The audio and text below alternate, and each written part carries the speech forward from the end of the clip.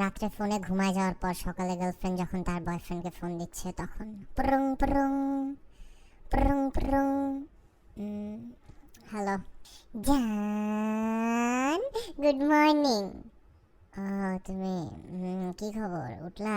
কয়টা বাজে? দাঁড়াও, 11টা বাজে জান, উঠো, আর কত ঘুমাবা? উফ, মাথা ব্যথা করতেছে।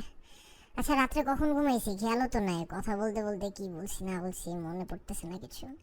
জানো কি হইছে? রাত্রে তুমি কথা বলতে বলতে না ঘুমায় গেছো, তারপর তোমার নিঃশ্বাস করে আসতেছিল, কি যে মজা আর কি যে ভালোবাসা ছিল। আমি ওইটা শুনতে শুনতে তারপর কানের উপর ফোন রেখে আমিও ঘুমায় গেছি। মানে ফোন কাটো নাই? না জান, একসাথে ঘুমাইছি ফোনে, সুইট না? কি বলো, ফোন কাটবা না? ধুর, ঘুমাই গেছি, তুমি ফোন কাটবা না?